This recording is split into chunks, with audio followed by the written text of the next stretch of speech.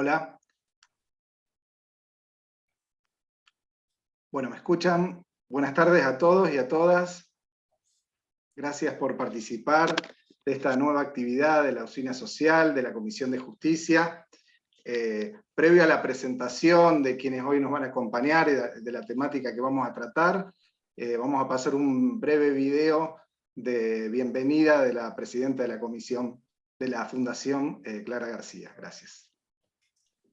Quiero agradecerles por estar participando de esta y de tantas actividades que hemos desarrollado desde hace más de un año.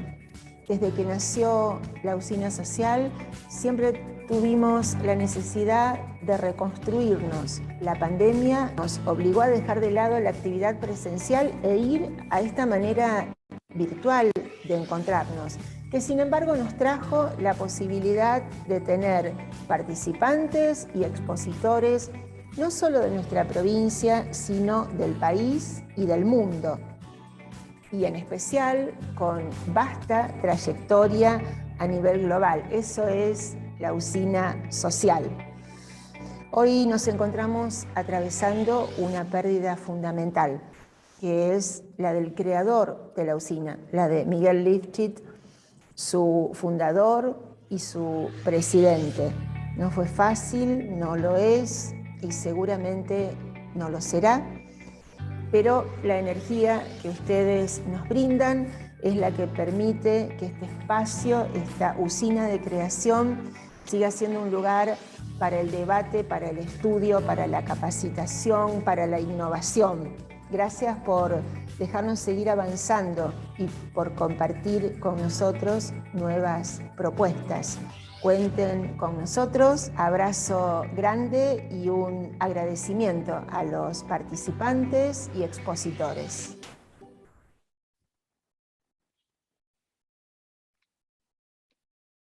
Bueno, nuevamente muchas gracias a todos por participar.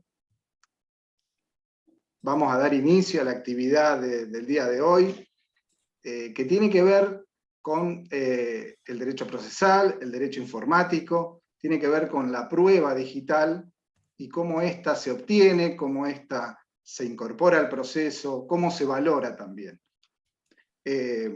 Para ello contamos con dos disertantes de fuste, de referentes en la región de temas procesales e informáticos. Está con nosotros hoy y nos acompaña para dar su disertación el doctor Alejandro Andino, que es profesor universitario de Derecho Procesal de la Facultad de Derecho de la UNR, también de la UAI, es profesor de posgrado también de varias facultades, de la UNL, de la UNR y de la Universidad Católica Argentina. Es también juez de Distrito Civil y Comercial de la ciudad de San Lorenzo. También nos acompaña el doctor Ezequiel Zavale, que es también profesor universitario de la Facultad de Derecho, de la materia de daños. También es profesor de la Universidad Abierta Interamericana de Derecho de la Comunicación y Legislación. Bueno, son dos referentes muy importantes que reúnen las condiciones de solvencia académica y además son operadores del sistema judicial, son decisores, y es muy importante entonces sumar esas dos miradas a esta materia. Como sabemos, vivimos en un mundo tecnológico, un mundo digital, donde permanentemente nos interconectamos con el uso de herramientas que han modificado el modo de conectarnos, de comunicarnos, de relacionarnos entre nosotros, el mundo del trabajo, las actividades económicas. El derecho no está fuera de esto y debe adaptarse, adecuarse. Es por eso que, bueno, surgen estas nuevas visiones, la evolución de estas nuevas visiones en materia de derecho, y específicamente en el tema de prueba, de cómo lograr llegar a la verdad de un juicio, que es básicamente el objeto de toda prueba, poder comprobar y acreditar la verdad de los hechos que se relatan o mencionan. Así que bueno, hecha esta introducción, le doy la palabra en primer lugar al doctor Andino para que comience su exposición. Y les recuerdo que quienes quieren formular preguntas lo pueden hacer a través del chat, y al final de la charla de los dos expositores vamos a contestar, los expositores van a contestar cada una de esas consultas. Muchas gracias. Bueno, gracias Hernán, gracias a la Usina Social, a todos los que han tenido la idea de la jornada y de la convocatoria en mi persona, en la de Ezequiel. La estructura que propuso Hernán no es caprichosa, sino que, digamos, empezaríamos con la idea procesal más a cargo mío, no es que sean excluyentes, pero Ezequiel también es analista de sistemas, además de abogado, doctor en Derecho. Es decir, que también le va a incorporar ese elemento tecnológico, ¿no? Una envidia tremenda, ¿no? Saber de tecnología y tanto de Derecho. Así que dejamos ese final integrador también con las preguntas después. Así que vamos a empezar con esa parte. Una alegría enorme también ver gente con ese constante compromiso con el conocimiento, gente conocida y querida, nos hemos encontrado en las aulas, alumnos, exalumnos, o profesionales en diferentes cursos, en diferentes universidades, así que la verdad que muy contento de este reencuentro en este medio actual, ¿no? Que es virtual. Vamos a empezar compartiéndoles una pantalla, que ese material también va a estar disponible para ustedes. Es simplemente una ayuda, un esquemita de asentar las ideas o de ubicarlas. Vamos a empezar con algunos detalles de procesal, por supuesto, ¿no? Esta actividad tenía como título, ¿no?, la prueba informática y cómo se incorpora al proceso, con un subtítulo de aspectos prácticos, pero lo que pasa es que nosotros hemos pregonado o hemos dicho muchísimas veces que no hay una práctica a ciegas, sin base teórica, o sea que la práctica es la ejecución o desembocadura de la teoría, si bien la costumbre puede uno verla o analizarla, a ver si está dentro de las fuentes del derecho o no, ¿no? ¿Vio eso que hemos escuchado muchísimas veces, que nos dicen, sí, bueno, vos estudiás todo eso, después el ejercicio nada que ver. Y no es nada que ver, o no debería ser nada que ver, ¿no? En cuanto más de acuerdo estemos en eso, creo que más científico sería el asunto, o más técnico según si somos más rigurosos con ese calificativo. Entonces, vamos a empezar por, digamos, hacer unos panoramas básicos sobre cómo ha evolucionado la ley de fondo. Cada vez que se habla de evolución, aparece siempre la sección plomo, ¿no es cierto? La parte, ahora empezamos desde Roma para adelante. No, es un paralelo muy cortito.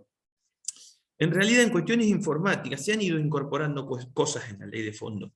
Ezequiel lo va a tocar algunas cosas, firma digital, algunas otras cuestiones, ¿no? Pero se han ido incorporando. O sea que la, digamos así, modernidad o la parte informática ha entrado de alguna manera en la ley, como muchos otros fenómenos en la ley de fondo. Y a su vez, en esas normativas, se incluye, quiérase o no, cuestiones sobre validez y sobre fehaciencia, que tienen indudablemente un impacto sobre temas procesales. La doctrina también ha entendido que es importante en cada normativa tener en cuenta cómo se va a ejercer, ¿no? Que es en un juicio, es decir, el ABC del proceso, cómo ejercer en un proceso ese derecho de fondo que se está consagrando en la ley de fondo, ¿no? Cómo ver el ejercicio en el proceso. Eso se ha dado, o sea, la importancia se ha destacado, y la ley de fondo ha evolucionado con los institutos nuevos de cuestiones informáticas, ¿sí? Ahora, ¿qué sucede con el derecho procesal? Esta abrumadora pantalla tiene varias cosas que interesa destacar a mi juicio. En primer lugar, es básico, ¿no? Pero nunca está de más. La ley procesal, se ubique donde se ubique, lo que la define como tal es su naturaleza. Es decir, si regula un proceso o la organización de justicia como elementos o focos principales de regulación, va a ser procesal, ¿sí? Cuando se dice qué cosa sirve o qué medio de prueba sirve para tener por probada una cosa, se está influyendo en ese criterio de valoración, o cómo se hace tal otra cosa en un juicio, son contenidos de naturaleza procesal. O sea que siempre se ha dicho, y no hay no hay casi nada de discusión, o nada de discusión, sobre que la ubicación de la norma es contingente, es decir, varía, pero se define por su naturaleza. Eso es fundamental. Después se da otro fenómeno que tenemos muchos códigos, claro, código de fondo o una ley de firma digital rige para todo el país.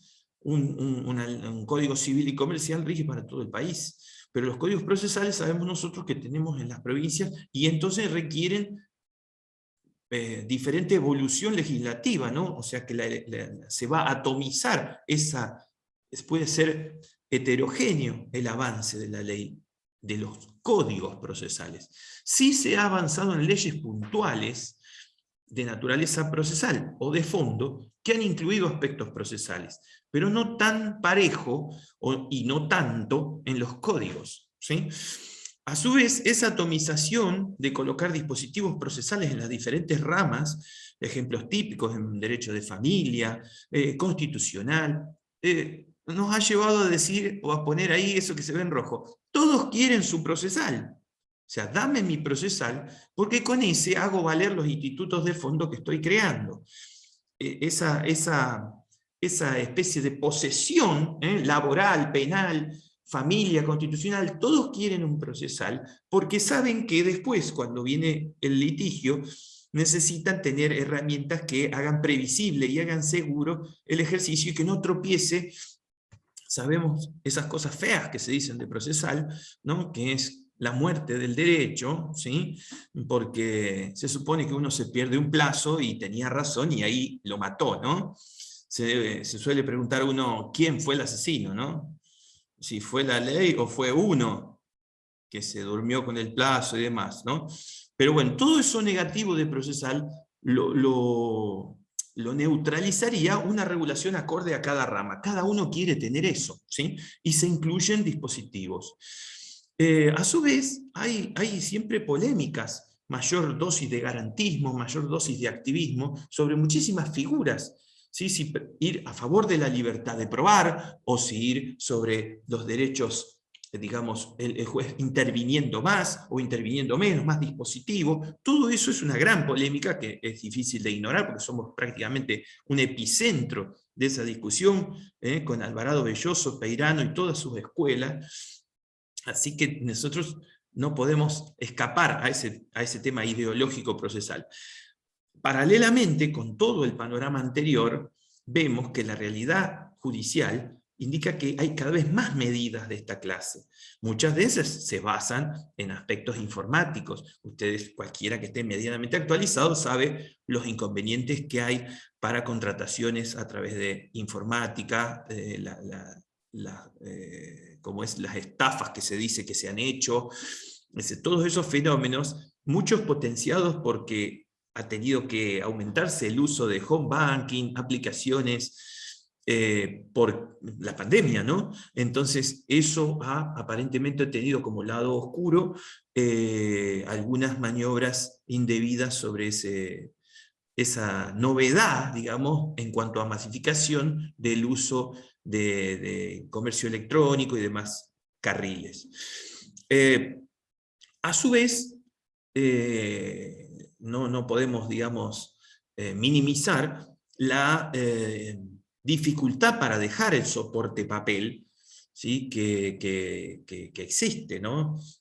A veces pretextada o tapada o maquillada o con un barniz de temor a ciertas inseguridades, esas inseguridades que se proyectan sobre los medios digitales o informáticos muchas veces apuntan al receptor, la verdad, no, hay que decirlo, al receptor ignorante y temeroso, ¿no? Una política de miedo y de ignorancia que hace a que, yo no me la doy de experto en temas informáticos, pero es una realidad mundial que es difícil de resistir, ¿no?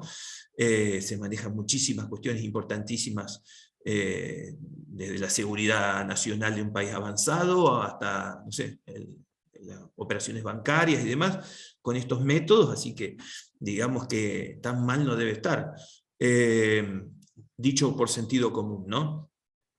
O sea que la ley procesal ha tenido esos inconvenientes. La transforma en una rama un poco incomprendida en este sentido, por su finalidad instrumental, por buscar la celeridad de la economía, que eso lo sabemos todos, por las garantías y seguridades que tendría que tener en el proceso, pero algunas cuestiones que yo dejé un poco para lo último, nos hablan este sector un poco incomprendido, la flexibilidad del proceso. Porque claro, uno, ¿cómo puede pensar un proceso como flexible si usted le dice que un plazo es fatal o perentorio? Son 15 días más un plazo de gracia y ahí murió, precluyó su derecho, se ha extinguido, se ha perdido, lo dice directamente la ley, ¿no? En el artículo 70 del Código Procesal. Murió su derecho, se extinguió el derecho a hacer esa actividad procesal. Entonces, eso da una idea de rigidez, las figuras de cosa juzgada, ¿no? Figuras que suenan a rigidez, claro, con miras a seguridad, pero son rigideces. Pero paralelamente con esto, esta es la parte que no se llega a comprender y que viene de introducción a lo que vamos a decir, que en realidad muchos procesos son adaptados a las pretensiones, son adaptados a veces a los sujetos, si son vulnerables o no. ¿Sí? Y hablo de la ley procesal no solo en el código, pactos internacionales, o sea, todo es directamente aplicable al proceso. Y después fíjense que también nos suenan, las hemos escuchado y a veces aplicado, las correcciones de figuras extremas, ¿no? La nulidad de la cosa juzgada fraudulenta, que el Código Civil regula en cuanto a su prescripción, ¿sí? Y no todos los códigos procesales, ¿sí?, regulan cuál es su carril, cómo se tiene que plantear, ante qué juez, no lo regulan, ¿sí? Pero el código de fondo, aquí con esta muestra, ¿no?, se nota un poco lo que decíamos. El Código Civil regula la prescripción de una figura que en muchos códigos procesales no está. Una figura que es una pretensión de nulidad de una cosa juzgada por fraudulenta. La cosa juzgada sería, digamos así, el Big Mac de la justicia, ¿no? Es el producto característico. Lo que hace la justicia es, mediante un proceso, llegar a cosa juzgada. Eso es lo que hace, lo que le brinda a la sociedad, y de ahí los fines de la jurisdicción se concretarán, se realizarán. Entonces, hay muchísimas, y si la justicia va a ser lenta y el caso es importante, per saltum, ¿no? O revocatorias in extremis. Es decir, los factores extremos han flexibilizado hasta lo más rígido. Si ustedes hacen memoria, la cosa juzgada era capaz de purgar una nulidad absoluta, ¿sí? O sea, más fuerte que lo fuerte, pero a su vez podría ceder si es producto de un fraude. Entonces, en realidad el proceso parece más rígido de lo que es, y la flexibilidad es una de sus características.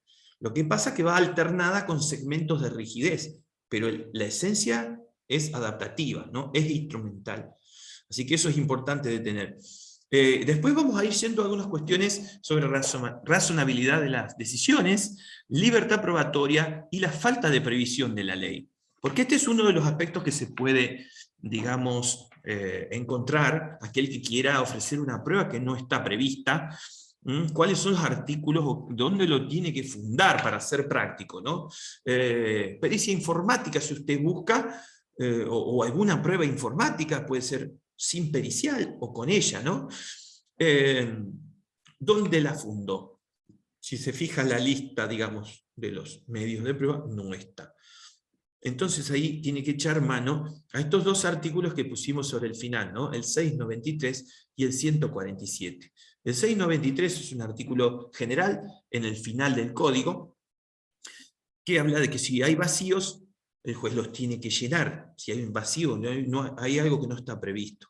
Y el 147 le indica también un cómo, ¿no? En materia probatoria, porque en materia general el 693 le dice que lo tiene que hacer de acuerdo a los principios de derecho procesal.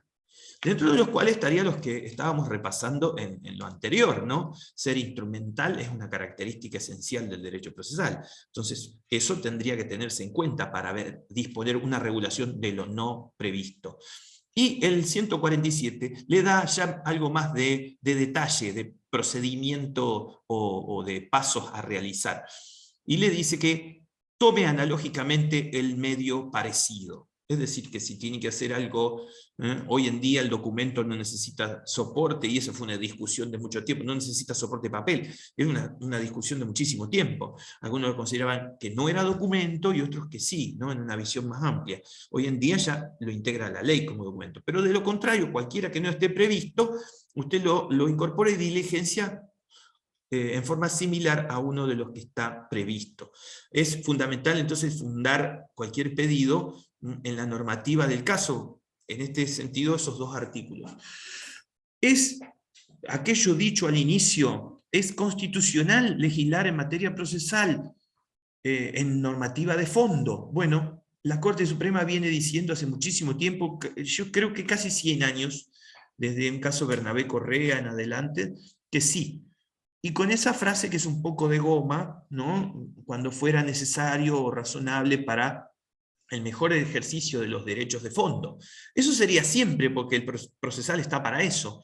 Así que aquello que nos intentaron grabar a fuego en constitucional, diciendo que los códigos de fondo los dicta la nación y los procesales la provincia, está un poco en crisis en este sentido a través de esta corriente jurisprudencial de la Corte Suprema muy consolidada, centenaria casi le diría. No, creo que le faltaría un par de años para centenaria. Abajo creo que en el material les dejo el dato por si lo necesitan. Y en cuanto al derecho temporal, ¿no?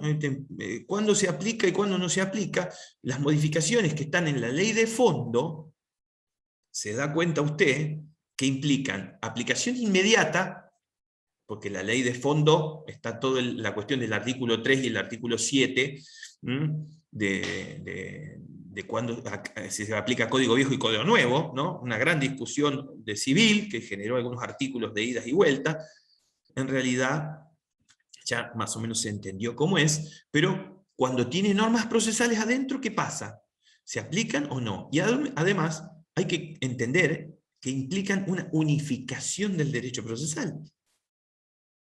El divorcio express es una unificación de derecho procesal, ¿sí? No está en cada código, está en la nación. Ya viene pasando de antes esto, ¿no?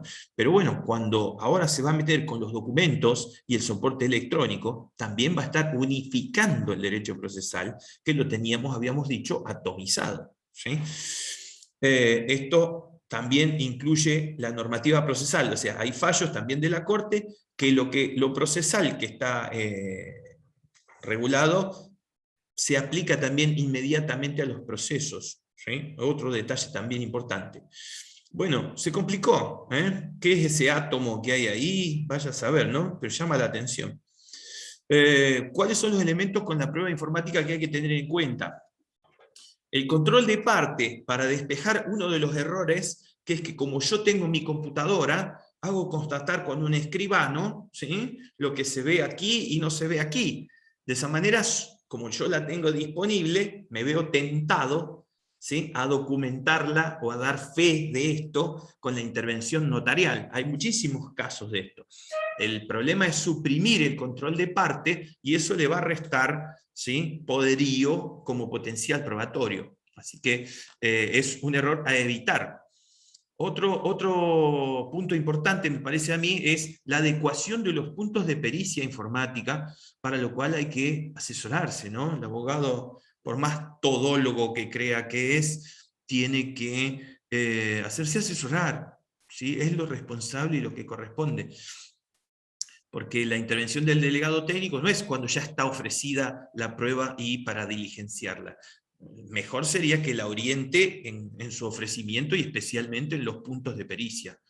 Después sí puede continuar en la etapa de control o valoración y demás, pero inicialmente es muy obviada y no es tan positivo, sino que todo lo contrario. Después veníamos unas cuestiones sobre estrategia probatoria, que, mire, lo que quise hacer ahí, no sé si salió o no salió, pero lo que yo quise hacer es esto. Esta H que está acá, el puntero mío se ve, ¿no? ¿Se ve el puntero? Bueno, esta H que está acá sería el hecho que usted va a probar, ¿sí? En general, pasa esto, uno advierte que pasa esto. ¿Usted qué quiere probar? Bueno, que los registros informáticos de tal persona decían tal cosa, ¿no? Más o menos así. Y entonces, ¿qué dice? Escucha la palabra informática o computadora y dice, listo, pericia informática. Automáticamente, ¿qué hace? Baja la guardia. Esto, usted me dirá, yo no hago esta macana. Bueno, estamos todos de acuerdo. Esto, estoy haciendo una generalización. Entonces, descansa en la pericia informática, dice, no hay que hacer más, no tengo que preguntarle ni absolución de posiciones, ni testimonial, ni nada. O sea, descansa en esa prueba. No ofrece ninguna otra prueba que a veces sería posible, porque total ya tengo la pericia informática. Claro, está bien, pero tiene que andar bien, ¿no? Tendría que tener lo que dijimos arriba, o sea, tendría que estar bien orientada y con buenos puntos de pericia, bien controlada y todo lo demás. Además de todo, que suele acostumbrarse pedir un solo perito, ¿no? Falla ese y se queda sin prueba. Y el código nuestro no tiene tan clara la posibilidad de rehacer la pericia si no fuera por una nulidad, ¿no? Rehacerla por no tener buen mérito no está previsto, va a tener muchísima dificultad. Entonces, yo diría que no hay que descuidar que se pueden ofrecer muchos medios de prueba apuntando al hecho o a los hechos que uno quiere comprobar. Estas flechitas ahí, roja, verde, celeste, apuntando a la H, son eso. Y los indicios serían estos de aquí. Con uno o más medios apunta a hechos que, digamos, intelectualizados, procesados, permiten deducir de manera indirecta el hecho que usted pretende probar. Como usted nota, hay cosas rojas que apuntan a prueba directa del hecho, y hay flechas rojas que apuntan a un hecho indiciario. Es decir, cuando usted hace una absolución de posiciones y lista las preguntas o las posiciones, no necesita ir solo a la prueba directa. Puede apuntar algunas a indicio y otras a prueba directa. A su vez, esas pueden ser en respaldo de la pericia por si falla, o pueden ser la única prueba que usted tenga sobre eso, ¿sí? Entonces, ojo con el fenómeno, perdón que me ponga así en papá, digamos, ¿no? Pero la idea es que a no descuidar la estrategia confiándose en la pericia como único camino para probar, ¿sí? Al contrario, lo responsable sería el despliegue de la mayor cantidad de medios por el temor a no ser creído, ¿no? El temor a no poder probar. En muchas cosas se da, y después vienen los procesos por audiencias que se intentan hacer con la oralidad para filtrar la prueba sobreabundante, ¿sí? Porque lo natural es que el que tiene temor a no ser creído ofrezca mucha prueba. Y después, según la traba de la litis, y según hasta acuerdos de parte, podría bajarse la cantidad de pruebas. Pero en esta materia puntual parece que al escuchar informática decimos, listo, con la pericia informática ya está. Y no hace falta otra cosa, ni nada la puede suplir o tener un plan B por si fracasa esa, ¿no? Así que ese es un aspecto que también, digamos, pretende ser práctico sobre eso. ¿Qué es lo que dice nuestro código sobre actualmente?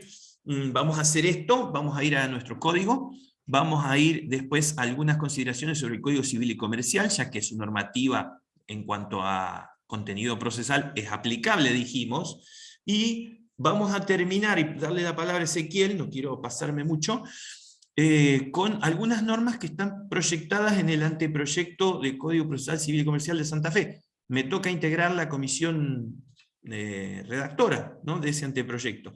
Este anteproyecto viene de uno anterior, donde Juan Bentolile y Cifré habían hecho un gran impulso, la verdad que un motor tremendo a este proceso que ahora tiene este nuevo paso, ¿no? Derivado de aquella enorme actividad. Y la verdad que un gran esfuerzo han hecho, bueno, que sigue en varias normas que ahora vamos a poner aquí casi carácter de primicia, podríamos decir, ¿no? Así que fíjese lo que dice el código nuestro. Actualmente, ¿cuánto vale o qué vale un documento? Que ya le llama documento simple, ¿no? Sería los que no son fehacientes ni nada. Cuando usted prueba, porque el testigo o una persona dice, sí, esa firma es mía, vale lo que valga su credibilidad, ¿sí? La credibilidad de ese testigo, qué valor tiene o qué merece de crédito esa persona, ¿sí? Eso es lo que tiene hasta aquí. Acá le estamos transcribiendo la disposición del 693, que era la de llenar los huecos faltantes, ¿sí? Pero el artículo que me interesa destacar de acá era el 181. O sea, esa es la única instrucción que hay para ver qué valor hay que darle.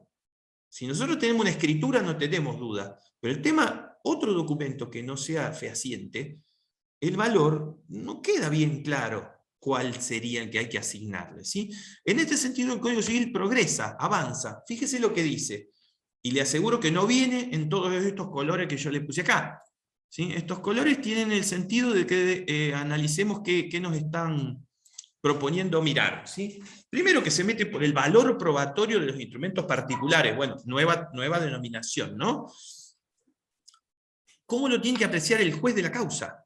Obviamente todo esto se traduce en cómo usted lo tiene que tratar de ofrecer y cómo tiene usted que alegar sobre el mérito de este documento, ¿no? Así que fíjese, la primera cuestión, la congruencia entre lo sucedido y lo narrado. Obviamente ese narrado, usted podría decir, esto no es narrativa, sería lo alegado en el proceso o lo afirmado en el proceso, ¿no? Hay una versión. Usted en el proceso litiga haciendo alegaciones, ¿no? Dice cosas. Bueno, narrado a lo mejor no es la mejor palabra, pero se entiende lo que quiere decir, ¿no? Y después mira el contenido en sí. O sea, él analiza el valor por la precisión y la claridad técnica del texto, el tenor, ¿no? El que está escribiendo, ¿es un boleto de librería? ¿Es un boleto hecho por un abogado especialista en ese tipo de contratos de franchising o de, no sé, de distribución o de lo que sea, de locación? ¿Sí? ¿Es así? ¿O lo hizo la chica de la inmobiliaria y es copia y pegue? ¿Es de la librería? Eso tendríamos que tenerlo en cuenta. ¿Cómo ocurre habitualmente el mercado, digamos, el tráfico habitual, o sea, acá un poco comercial, ¿no? Las relaciones precedentes entre estas mismas partes vienen contratando de esta manera, ¿sí? Ese contexto relacional se tiene en cuenta, o sea, mira, adentro del papel y alrededor del papel, ¿sí? Fíjese todo lo que tiene, que el otro no, ¿sí? Y la confiabilidad, acá nos vamos un poco a Ezequiel en cuanto a la confiabilidad, sé que él va a tocar algo de esto, del soporte. Lo informático, ¿es seguro, es inseguro? ¿Qué tanto es uno y qué tanto es otro? En sí, el soporte, ¿sí? Estábamos mirando el contenido, ¿eh? La milanesa antes, ahora el tupper, ¿sí? Bueno, este tupper, ¿qué tal es? ¿De marca? ¿Alternativo? ¿Cómo es? Vamos a ver. ¿Y cómo hacemos para ir judicialmente a ver ese contenido? ¿Qué procedimiento usamos? ¿Algo seguro o inseguro, con riesgo, ¿sí? O sin riesgo? Mire todos los elementos, desde procedimiento probatorio, análisis del contenido, análisis del continente, digamos, del soporte, todo eso manda el Código Civil. Todo eso manda el Código Civil. Esto es un poco el desgranar lo que dijimos antes, ¿no? La traba de la litis, el plexo probatorio, porque lo narrado no se limita a lo que habló usted en su demanda, sino el resto de las pruebas, ¿no? O sea que esa congruencia o ese encaje en el rompecabezas del proceso está dicho de esa manera, con lo narrado, pero yo interpreto que es lo narrado y probado, ¿no? Es el contexto completo. La precisión y claridad es la interpretación del contenido en base al tenor del contenido mismo, ¿no? Es lo que decíamos antes. Fíjese que vamos con los colores de antes, ¿no? Las circunstancias de la relación a probar, los antecedentes, cómo ocurre en plaza, ¿no? Cómo ocurre en general en plaza y cómo ocurre siempre entre ellos, por decirlo así. La confiabilidad del soporte sería la seguridad del continente y del procedimiento. O sea, todos esos elementos, fíjese, acá hicimos como si fueran 5, con 5 colores, están incluidos en el Código Civil y Comercial, artículo 319. Como dijimos, todos venimos desde el principio, parecía no tener tanto sentido. ¿Para qué hacíamos tanta historia? ¿Sí? Pero fíjese que entonces así quedó unificado en todos los códigos procesales esta normativa de carácter procesal. Así se tienen que valorar los documentos. a esto tiene que apuntar su estrategia, sus alegatos, ¿sí? Sus argumentaciones a esta valoración de este elemento. Y hablamos de, evidentemente, documento en el sentido más que nunca, ¿no? No papel, más precisamente la parte informática también, y especialmente esto está destinado a eso. Este ya sería el anteproyecto, ¿no? Ahí lo que le puse es una pantallita para que tengan el dato de quiénes integraban y cómo el número de la comisión y demás, ¿sí? Es un detalle de dato, así que ustedes lo acopiarán después porque esto queda a disposición, ¿no? En general, los procesos, ¿qué van a ser de papel? Espero que sí sale el código, ¿no? No, va a ir a digital, va a ir a electrónico, ¿sí? Las actuaciones en general podrían tener varios soportes, ¿no? Obviamente la parte oral se puede permitir, y a lo mejor hacer un soporte electrónico o papel que no sea digitalización, es decir, puede sobrevivir el acta, ¿sí? Ya sea papel o electrónica. Pero las presentaciones van a ser, las presentaciones serían electrónicas exclusivas. Usted me va a decir, chocolate por la noticia, porque ya son así, se están presentando así. Bueno, la ley se pone al día, digamos así, o se proyecta, o se anteproyecta que se ponga al día. Norma general, fíjese que está en el artículo 32, allá al principio, las actuaciones procesales, así que ahí está, como norma general. Copias de los documentos, ¿sí? No se requiere la copia cuando usted lo presentó electrónicamente. Claro, queda accesible, no necesita retirar. Así estaba concebida la copia antes, para que usted físicamente la retire, la lea y conteste. No se necesita porque sería accesible a través del sistema, así que no se necesita. Y los documentos que usted adjunte, los digitaliza y los acompaña. Veremos si después se le requiere físicamente. O sea, el acompañamiento inicial físico no es indispensable, ¿sí? Normas sobre documentos y escritos. Me parece que me pasé una. Ahí está. Esta es, no sé si notan bueno, ya se spoileó que después de esta termina, ¿no? Así que es un esfuercito más. Pero fíjese que de casualidad, esta es la normativa, el 184, valor de los instrumentos privados. Y si usted lo sigue, tiene un poco de la normativa vieja, de lo que decía, que vale lo que sea la declaración, o sea, vale lo que vale el testimonio, porque el aspecto subjetivo sí que no lo tiene tanto el Código Civil y Comercial. O sea, acá le pusimos contemplar los intereses, en la parte subrayada, la persona que lo emite y sus intereses en el juicio tiene que tenerse en cuenta para valorar, ¿sí? Que no decía exactamente así el otro.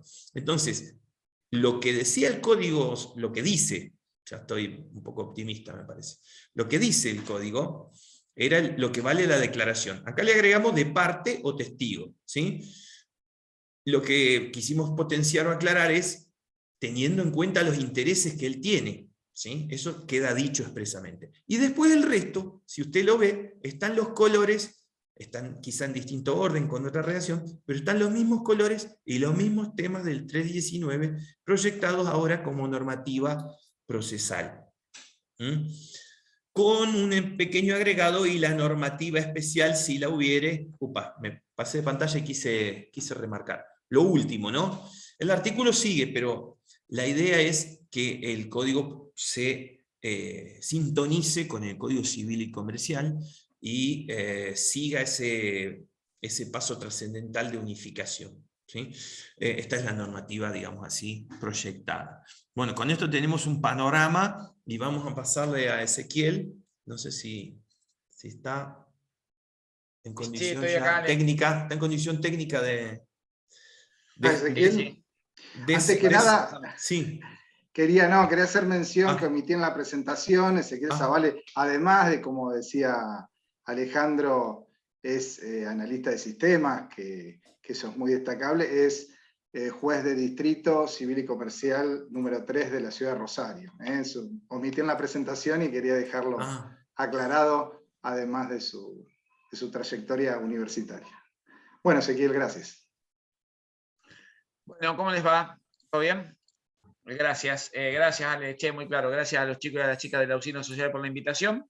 Cuando la computadora me vuelva a responder, no sé si me escuchan bien, pero cuando me vuelva a responder Sí. la compu les voy a compartir pantalla. Se Mientras escucha tanto, mientras tanto no compartimos nada. La computadora está totalmente colgada. Bueno, en base a lo que decía Alejandro, básicamente... ¿Querés que lo comparta yo? No, Ale, porque tiene que andar el Prezi, está colgado por la página de Prezi, se ve que no pasa nada. Ah, Ahí la va, página de ellos. Ah. Ahí la estamos reiniciando. No, básicamente en base a lo que decía Alejandro, miren, mi presentación o la idea es, tenía dos partes de alguna manera. Una primera cuestión que tenía que ver con comprender la innovación. Digamos, esta cuestión de señalar, hay determinadas cuestiones que tenemos que repensar o que las tenemos que pensar de otra manera, porque como bien decía recién Alejandro, hay que abandonar el formato papel para ir hacia el formato digital. Ninguna de ustedes hoy, ¿cuánto hace que ustedes no van al banco, por decir algo muy sencillo, a pagar un impuesto? ¿Cuánto hace que ustedes no van para obtener un crédito, a hacer alguna gestión bancaria? ¿O cuánto hace que no pagan una suma importante con dinero físico? ¿Cuántos de ustedes están utilizando la aplicación de YPF para pagar, para pagar justamente en la estación de servicio, la de Shell, o Billetera Santa Fe, o cualquier otra de las aplicaciones, ¿no? Para aquellos que hayan, bueno, esto que no funciona, para aquellos que hayan volado pre-pandemia o que hayan tenido la oportunidad de volar en la pandemia, ¿cuántos de ustedes han tenido un pasaje físico en mano, digamos? ¿Cuántos de ustedes han pagado con dinero efectivo ese pasaje y cuántos han tenido un pasaje físico, real en mano, ¿no? Simplemente lo tienen en el teléfono celular. Es más, vos contratás un aéreo y lo que tenés es un voucher, básicamente, que es digital, no tenés nada en papel. Por eso, la tendencia esta o la necesidad de tener cosas en papel es una necesidad un tanto primitiva. ¿Primitiva por qué? Bueno, porque viene de utilizar durante 2000 años, por lo menos después de Cristo, y unos 1000 años antes, el papel. Y la seguridad nuestra siempre fue el papel. Hasta hace 10 años, 15 años, el carnet de conducir era el papel, la escritura era el papel, el dinero era el papel, el expediente era el papel. Bueno, el papel hoy no funciona más, no sirve más, no tiene más utilidad, se destruye, es viejo, es de baja calidad, es antiecológico, no tiene portabilidad, digamos, tiene una serie de desventajas propias de un método de almacenamiento muy bueno, pero que, digamos, pasó a la historia, por decirlo de alguna manera, o que la historia lo absorbió de alguna otra manera. Ahora, retomando lo que decía Alejandro, digamos, tenemos que diferenciar un poco donde iba la presentación, que les prometo que en algún momento la computadora va a volver a funcionar, o por lo menos Prezi va a volver a funcionar y va a levantar. Ezequiel, sí. que ahí está, no sé si lo estamos compartiendo al material, te lo vamos pasando conforme vos nos digas. Sí, grande, ¿por qué? ¿A mí por qué carajo no me funciona? No, pero para que mi computadora también tiene que funcionar, ya me enojé. Bueno, dale, avanzalo nomás, Hernán. Ahí no, lo van a avanzar, yo no lo tengo dale. al material, pero ahí en la coordinación lo van a empezar a avanzar. Avanzalo todo, a ver si el mío puede salir. Dale, bueno, todo esto tenía que ver con las tecnologías de la información y todo lo que estaba señalando con anterioridad. Efectivamente será mi conexión. Esto, este es un ejercicio de pensamiento lateral, después lo pueden ver con detenimiento. Esto se llama la gran ola de Kanagawa, que tiene que ver con cómo miramos las cosas y si vemos la gran ola como una amenaza o si lo vemos como una oportunidad. Ahora lo das vuelta, este mismo cuadro, dalo vuelta, la diapositiva siguiente, y en verdad lo que se presentaba como una gran ola podría presentarse como una gran oportunidad. Y entonces la pandemia, que para todos nosotros fue una gran ola porque nos pasó por arriba y sin perjuicio de todo lo que nos ha pasado en la pandemia, digamos, de todos los temas personales, las enfermedades y el quilombo que hemos tenido en el tribunal, los jueces, las juezas, los empleados y las empleadas y los abogados y las abogadas, no dejó de ser una gran oportunidad para que avanzáramos indefinidamente hacia definitivamente un sistema informático para la administración del servicio de justicia. Pasalo, Hernán, por favor. Mientras tanto, bueno, esto tiene que ver con un modelo también, con el tema de la innovación permanente, un tipo que a los 80 años se convierte en un supermodelo de Francesco Smalto y de algunas otras grandes marcas europeas. Digamos, hablando de la cuestión de la innovación permanente y de pensar que el concepto de innovación permanente nos tiene que acompañar todos los días. Esto es, yo no puedo no puedo ir a mi oficina todos los días, hacer exactamente lo mismo que hacía ayer y pensar que voy a tener resultados distintos. Y yo voy a mi oficina y hoy obtuve malos resultados y ayer obtuve malos resultados, mañana tengo que modificar lo que estoy haciendo y la forma en que estoy trabajando. Si no, no diría Einstein, la locura es hacer exactamente lo mismo y pensar que voy a obtener resultados diferentes, ¿no? Bueno, esto pasa un poco por este criterio. ¿Cuáles son los dos aspectos que hacen a las relaciones entre tecnología y administración de justicia? O entre tecnología y proceso. Básicamente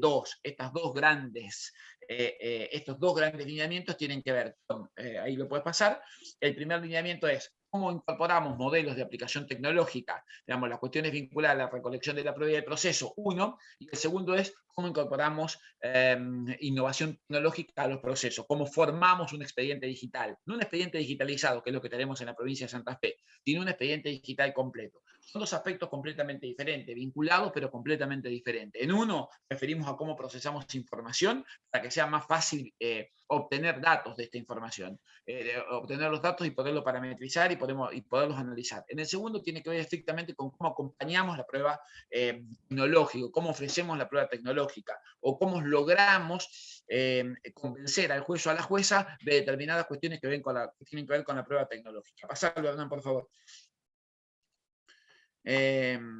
Bueno, estas las dos fases, pasarlo de nuevo, avanzarlo.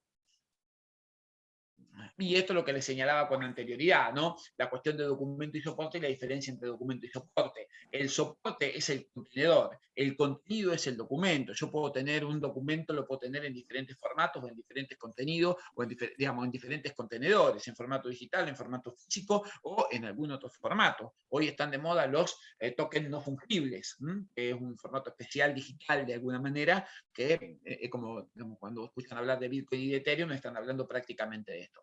Bueno, la diferencia entre papel y la diferencia entre formato digital tiene que ver con el contenedor, no con el contenido. Con el contenedor, no con el contenido. ¿A qué contenido le tengo que dar más fe? ¿Al contenido que está en formato papel o en soporte papel o al que tengo que que está en formato digital? Per se, el formato papel no me garantiza nada y per se, el formato digital tampoco me garantiza nada, en línea con lo que bien señalaba Alejandro. No hay una garantía de que porque está en papel es 100% seguro y que porque está en formato digital es 100% seguro. Obviamente, hay algunos elementos que permiten decir que aquello que está contenido en formato papel tiene un determinado nivel de seguridad y que aquello que está contenido en contenidos digitales o en contenedores digitales, de acuerdo a las características del contenedor digital, tiene determinadas características de seguridad que lo hacen seguro. Esto es, si un archivo con determinado contenido ha sido cifrado con firma digital, podemos estar seguros del contenido del documento, 100% seguro que el emisor lo quiso emitir, que lo quiso hacer y que el documento no fue alterado. Sería prácticamente como un documento que fue firmado, como un documento en formato papel, que fue firmado por 4 escribanos que vieron y que constataron y que dijeron exactamente lo mismo y que hicieron exactamente la misma escritura con 4 firmas de escribanos, ¿no? Me parece que este es como un concepto esencial para trascender. ¿Por qué no le doy razón al WhatsApp o a las capturas de WhatsApp si todo el día nosotros nos comunicamos por WhatsApp con nuestros colegas, con nuestros amigos, con nuestra familia y damos por hecho que lo que decimos en WhatsApp es así? Y sin embargo, cuando vamos a un juicio te dicen, pero es que WhatsApp, yo qué sé si esto no lo copió y lo pegó. Y sí, claro, como podría haber copiado y pegado cualquier otro documento, como podría haber armado cualquier otro texto escrito. No es que en sí mismo el WhatsApp es adulterable o que en sí mismo el WhatsApp podría ser modificable. Digo, me parece que tenemos que ubicarnos en la misma línea de lo que decía Alejandro, en el proceso revolucionario que estamos teniendo. Pasalo, por favor, Hernán. Lo va pasando. Todavía no me respondió mi máquina.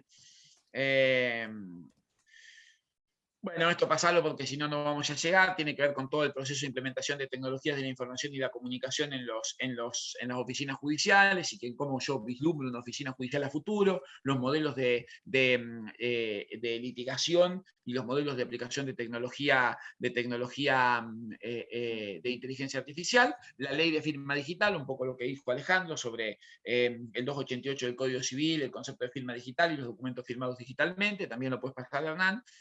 Bueno, nada, esto es un típico de, me viene para desenchufarme un poco y andas con el joystick, con el mouse, escuchando música y hablando por teléfono, un pequeño chiste, el concepto de criptografía para explicar técnicamente cómo se le da seguridad a un documento, no tiene importancia pasarlo porque es muy largo, tiene que ver con cómo funciona, esto queda a toda disposición.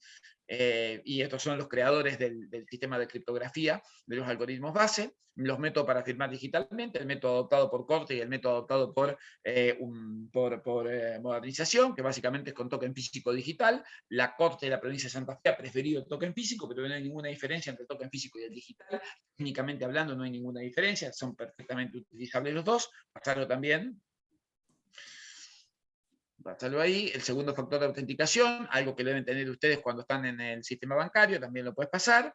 Ahí les muestro Santander, que es un banco de primera línea, tiene muchos problemas de seguridad hoy en día, pero es un banco de primera línea. Autenticación y validación de documentos, avanzarlo acá, por supuesto. Bueno, tiene que ver exactamente con lo mismo, pericia por medio digital, audiencias. Pásalo también, ¿verdad? Tiene que haber una parte que prueba la prueba científica. Dale, pásalo. Pásalo. Bueno, esto ahí, cómo se autentica en físico y en digital, sería para verlo, pasarlo también, tiene que ver con los modelos de gestión profesional de los juzgados. Bueno, era larga, pero acá viene la parte que me interesa, era un poco larga la presentación. Bueno, la prueba judicial informática, ¿no? Esta cuestión que decía Alejandro, yo tengo que traer unos WhatsApp, tengo que traer un video, tengo que traer unas conversaciones, tengo que traer un correo electrónico, ¿cómo lo hago? Dale clic, por favor, o avanzar uno más. Bien. Primero, esto es el concepto de amplitud probatoria. Tengo que tratar de demostrarlo de la mejor manera posible y procurando la mayor valoración posible. Digo, incorporar elementos que me permitan llevar al convencimiento del tribunal acerca de la veracidad de lo que mis documentos electrónicos, lo que mis documentos digitales, o para ser más preciso, lo que mis documentos en formato digital o en formato, o más precisamente en un contenedor digital, están refiriendo. Eso, obviamente, haciendo un paralelismo, podríamos decir que se trata de una prueba científica y que el ingeniero informático, el analista de sistema, el perito en información, el ingeniero en sistemas de información, es decir, o el ingeniero en computación, va a hacer o va a cumplir las veces del viejo perito calígrafo, ¿no? El viejo perito calígrafo desconoce la firma por las dudas pericial caligráfica. Bueno, desconoce el envío de los correos electrónicos. Bueno, tráigame un ingeniero informático para que me diga algunas cosas que necesito saber, ¿no? Es un poco la estructura de avance. Es importante tanto para los litigantes, para los y las litigantes, como para los magistrados y las magistradas, volver a repensar esta cuestión. No es que porque sea un correo electrónico, porque sea una conversación de WhatsApp o porque sea cualquier otro contenido que ha sido desarrollado por un medio digital, per se no puede ser entendido como un elemento que primordialmente da origen a la base de lo que estoy reclamando. ¿Sí? Esto me parece que debe ser nuevamente destacado y debe ser nuevamente machacado. No pensemos simplemente porque viene de una formación, de la formación del consentimiento se hizo por digital para el caso contractual. Las cuestiones se discutieron por digital para el caso, por ejemplo, de violencia o de familia, o que las relaciones laborales se instruían por WhatsApp o se instruían por otro medio tecnológico, o las órdenes se daban por WhatsApp. Esto no implica que no hubiera existido, por ejemplo, una relación laboral encubierta a propósito de que iba dando toda una serie de instrucciones por WhatsApp y descalificar esa prueba simplemente porque es una prueba de tipo digital de alguna manera, ¿no? Pasalo, Hernán, por favor. Bien, yo creo que hay dos etapas diferenciadas en la cuestión de la prueba informática o la prueba vinculada a medios informáticos. En la etapa de ofrecimiento, en la etapa de producción y la necesidad de ampliar el vocabulario y el concepto técnico, ¿no? Obviamente, en el ofrecimiento, en la etapa de ofrecimiento, pasalo, Hernán, que debe estar en la diapositiva siguiente, por favor. Y en el ofrecimiento de pruebas, ahí voy, avancen por favor en los 4 círculos, dale. Muy bien. ¿Qué me interesa? Obviamente, dependiendo de la palabra TIC, la expresión TIC significa tecnologías de la información y la comunicación, y refiere esto estaba al principio, pero bueno, no lo pudimos explicar. El concepto de tecnología de la información y la comunicación refiere básicamente a una unidad de software, hardware y comunicaciones que te permite hacer una serie significativa de cosas, hablar por teléfono, chatear, mirar la televisión, utilizarlo de diferentes tipos de servicios. Dependiendo qué tipo de prueba, qué tipo de TICs tenga, voy a dar una forma diferente de ofrecimiento. Obviamente, lo primero que voy a hacer es la demanda, o en el momento procesal de ofrecer la prueba, lo voy a ofrecer como documental. Todo lo que pueda bajar a papel, lo voy a bajar a papel y lo voy a ofrecer como documental. No porque el formato papel dé mayor certeza, sino porque hoy todavía, por lo menos en la provincia de Santa Fe, se nos exige que la presentación sea en formato papel. Se nos exige que sea en formato papel. No tenemos otra forma de hacerlo más que papelizarlo, escanearlo y subirlo al CIFE para que después el juzgado lo vuelva a imprimir y lo vuelva a agregar a un expediente. ¿Me siguen? Digo, nada obstaría que podamos hacer la presentación directamente con el documento en digital. Hoy, lamentablemente, no se puede hacer. De todas maneras, todo esto tengo que ofrecer con indicación de, pasamos todos estos correos electrónicos en tales fechas, pasamos todas estas conversaciones de WhatsApp, con esta indicación de los números de teléfono, con tales horarios, con tales identificadores. Pásalo, por favor. Bien, tengo, por ejemplo, si tengo teléfonos móviles, si la tecnología está vinculada a teléfonos móviles, ¿qué cosas prácticas puedo hacer? Ejemplo, primero, denunciar los números de teléfono. Segundo, dirigir oficios a los 3 o 4 grandes prestadores de servicio de telefonía que existen en Argentina, Personal, Claro, Movistar y algún otro más, o directamente al ENACOM para que me informen los números de teléfonos celulares, si esos números de teléfonos celulares están a nombre de una compañía, y en el caso, digamos, es el prestador de ese número de teléfono, y en caso de que informen los datos de quién paga la factura o a nombre de quién está el número de teléfono. Tengan presente que por ley en Argentina es obligatorio que los números de teléfonos móviles estén a nombre de una persona y esa persona tiene que estar identificada, sea persona humana o no humana, pero tiene que estar identificada. Por lo tanto, el número de teléfono siempre corresponde a alguien, siempre corresponde a alguien. Por lo tanto, el prestador nos puede devolver. De forma tal que si yo digo que tuve una conversación con el doctor Andino, donde el doctor Andino me prometió un asado y no me lo pagó, y ahora quiero y vengo a reclamar, perfectamente puede decir, libre ese oficio a Personal, que es el prestador que tiene el doctor Andino, para que me diga si el teléfono un número tanto le corresponde al doctor Andino. Obviamente Personal no me va a poder decir nosotros cuál es el contenido de la comunicación, pero ya tengo un principio de prueba más que efectivo diciendo, che, miren que el celular con el que cambiamos y que yo denuncié que tuve este intercambio le corresponde a Andino, o le corresponde a Hernando, o le corresponde a cualquiera de ustedes o a la contraparte, ¿no? De la misma manera, también puedo verificar el informe de tráfico. ¿Qué es verificar el informe de tráfico? Nosotros tenemos un prestador de servicio de Internet, un ISP, Internet Service Provider, al que le pagamos la factura por el servicio de datos. Ese tampoco va a poder decir cuál es el contenido de la comunicación, pero sí va a poder decir que hubo comunicación entre nosotros. ¿Hubo alguna llamada entre Andino y Zavale? ¿Hubo algún intercambio de información y de servicio de datos entre estos dos números de teléfono o entre estos dos emails? Sí lo hubo. ¿En las fechas que dice Zavale? Sí, en las fechas que dice Zavale. A la pucha, che, entonces parece que Zavale ya alguna razón tiene. ¿Por qué? O voy permitiendo convencer al juzgador. Bueno, porque si tiene el intercambio de teléfono, denunció el teléfono, dijo que el teléfono pertenecía a las personas que decían, y encima tiene el traspaso de la hora, bueno, creo que algunas cosas ya tiene para convencer al juzgador. Ahora, ¿cómo armo esto? Lo armo en la etapa del ofrecimiento, ofreciendo todo. Lo armo con una pericial técnica, pidiendo un perito ingeniero informático, pidiendo un ingeniero de telecomunicaciones, pero además le agrego las informativas a los proveedores de servicio de comunicaciones, las informativas a los prestadores de servicios de Internet, ¿sí?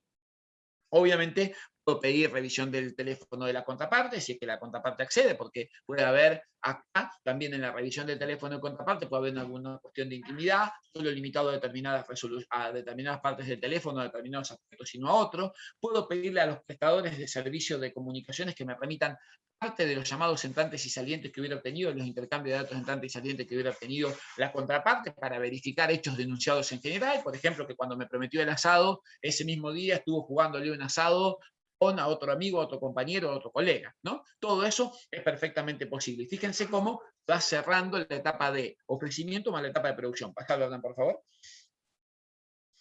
¿Bien? Si son computadoras, ¿qué puedo solicitar? Obviamente, verificar las horas de trabajo. Todas las computadoras tienen un log que determina las horas que estuvieron encendidas y apagadas, para eso tienen un reloj, y las horas de trabajo. puedo verificar los datos de acceso. Che, ¿quiénes pueden acceder a esta computadora? ¿Hay logo? ¿No hay logo? ¿Cuáles son las claves de acceso? ¿Cuáles son los contenidos? Por lo tanto, si yo por ejemplo, en materia laboral esto es buenísimo. ¿Por qué? Porque, bueno, cuando uno tiene empleados o cuando uno es empleado, yo prestaba, vinculado, por ejemplo, a teletrabajo. Yo teletrabajo, ¿no? Y tengo que demostrar la relación laboral. Fíjense que yo siempre me logueo a esta hora con estos usuarios que me permite acceder a los servidores de tal empresa.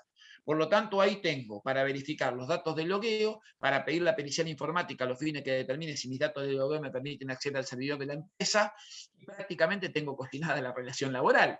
¿Por qué? Porque si tengo clave de acceso y usuario para acceder a los datos de la empresa, hago determinada gestión para la empresa, tengo otra parte del plexo probatorio que me permite determinar que de cuando en cuando visitaba la empresa y además la empresa me acredita a mi CBU, que es el único ingreso que tengo, una cantidad determinada de dinero en forma mensual, tengo prácticamente corroborada la relación. ¿Me siguen? Entonces, estos son otros, digamos, de esta manera voy construyendo la prueba.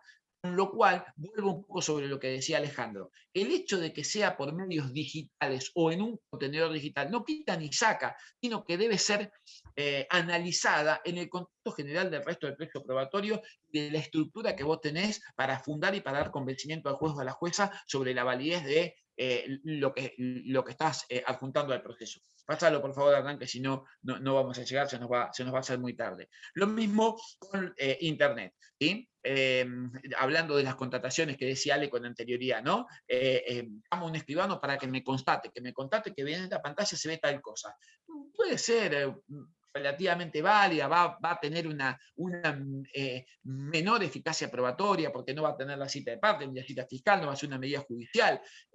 Sin embargo, por ejemplo, podría meter una medida asegurativa de prueba, tendría una medida preliminar o algo, o hasta les diría alguna medida tendiente a obtener algún tipo de datos, y pedirle a los proveedores que remitan copia de las comunicaciones en tanto salientes de determinados servidores, verificar las direcciones IP de las cuales se acceden.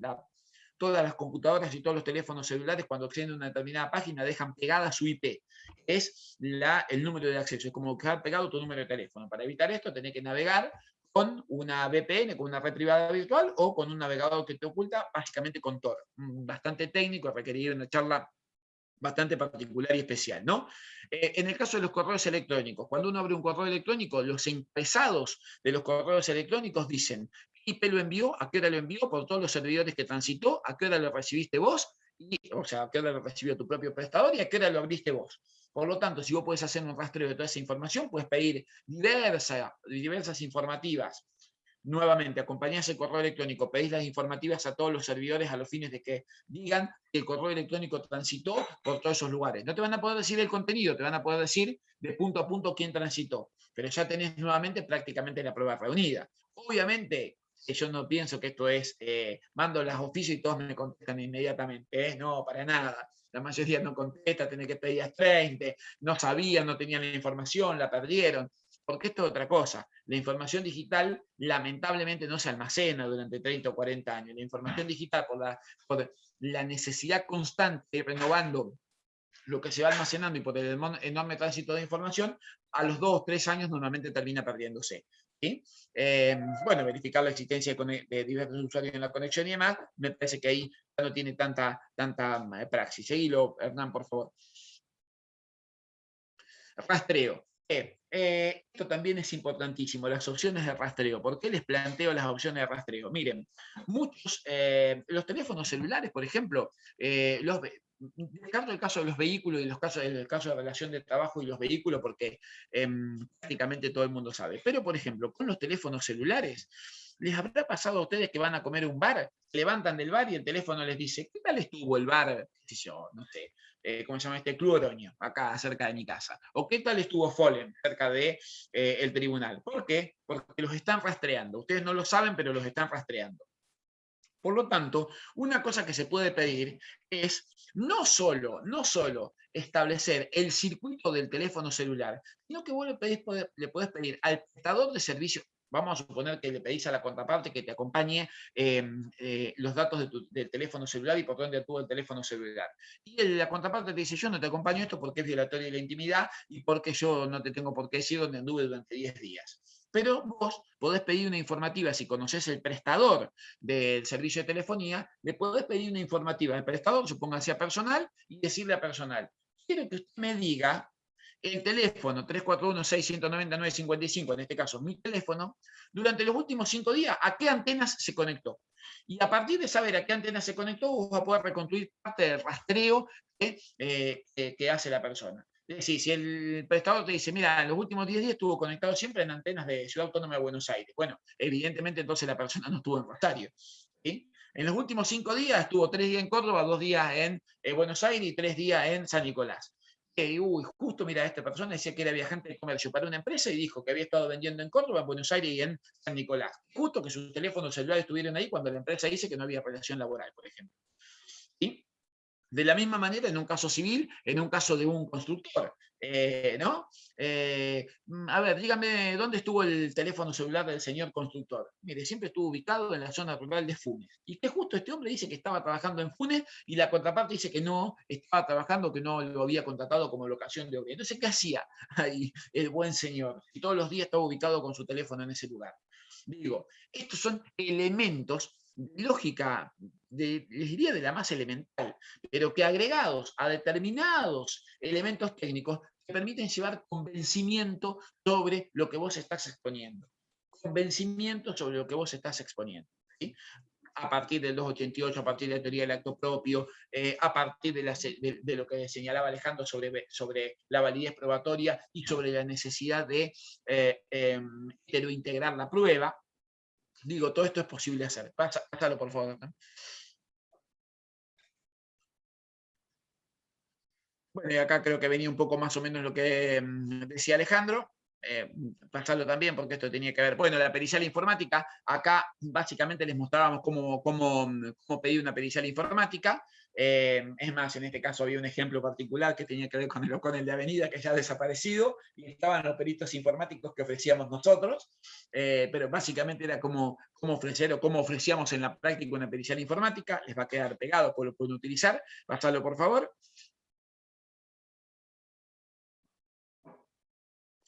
En la etapa de producción de la prueba, también algo que decía que había marcado muy bien Alejandro, la necesidad siempre de designar un delegado técnico. ¿Por qué? Porque no hay muchos peritos oficiales. En la lista de ingenieros en sistemas, creo que ingeniero en sistema de computación, si no me equivoco, tiene a 5 o 6 personas. Entonces siempre tengan designado un delegado de parte.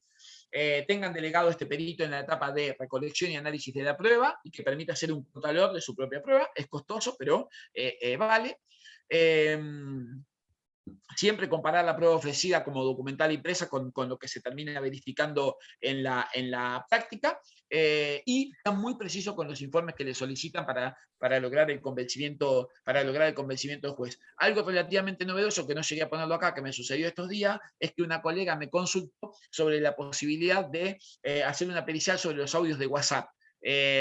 ¿Por qué? Bueno, por una X circunstancia de un juicio que tiene ahí y de grabaciones que habían sido acompañadas básicamente en un driver como archivos de audio, y en ese caso la sugerencia era hacer una pericial con un ingeniero en sonido o con un fonoaudiólogo que permita reconocer la voz de la persona que enviaba o que remitía los audios, o las dos cosas, con un ingeniero en sonido y con un fonoaudiólogo, para que traten de identificar la voz de la persona que había remitido los audios. Digo, como pensando en esta cuestión de usemos el pensamiento lateral para resolver conflictos que no tenemos aquí solucionados, ¿no?